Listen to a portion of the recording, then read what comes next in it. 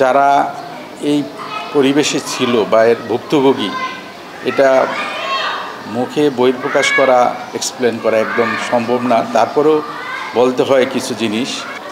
16 বছর নিজের বাড়িঘরে নিজের স্ত্রী সন্তানের সাথে ঠিকমতো আমি থাকতে পারি নাই। আমার বাবার মৃত্যুর সময় আমি পাশে থাকতে পারি নাই। আমার মাটাও মারা গেছে। ইভেন আমার সন্তানকে আমার বাসাতে রাখতে পারি নাই, কারণ বাপকে না পাইলে তার সন্তানকে, স্ত্রীকে ধরে নিয়ে যায়। বিভিন্ন প্রকার বাসায় ভাঙচুর করতে চেষ্টা করতো। আমার স্ত্রীকে বিভিন্ন প্রকার হুমকি টুমকি দিছে।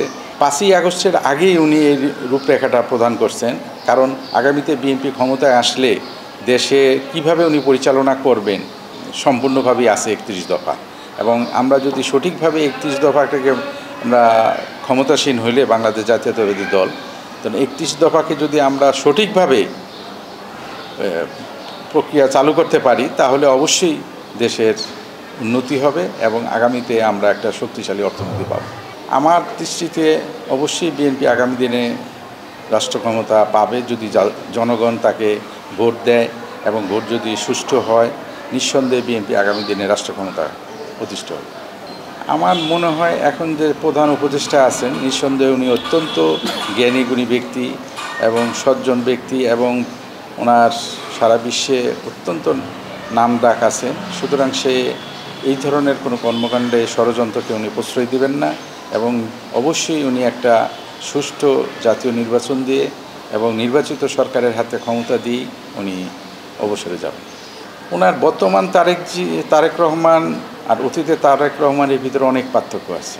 উনি প্রতিটা মুহূর্ত দেশের জন্য, দলের জন্য সব সময় উনি অনলাইনে আমাদেরকে দিক নির্দেশনা দিতেছেন এবং দলকে সুসংগঠিত করতেছেন, এবং আমার বিশ্বাস ওনার নেতৃত্বেই ইনশাল্লাহ আমার জাতীয়তাবাদী দল আগামীতে এই দেশের ক্ষমতায় অধিষ্ঠিত হবে। চাঁদাবাজি বা যে কোনো দুষ্কর্মের বিরুদ্ধে আমাদের জিরো টলারেন্স, এবং মাদকের ক্ষেত্রেও আমাদের জিরো টলারেন্স।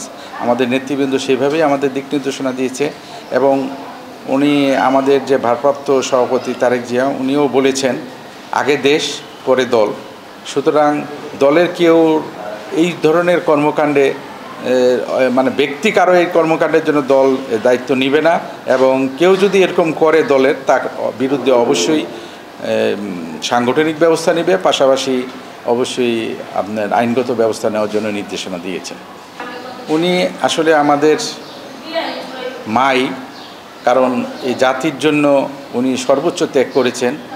ইচ্ছা করলে উনি এই স্বৈরাচারীর সঙ্গে আপোষ করতে পারতেন, অনেকভাবে তাকে ওইভাবে প্রস্তাবনা দেওয়া হয়েছে, কিন্তু উনি জাতির কাছে বেইমানি হতে চান নাই।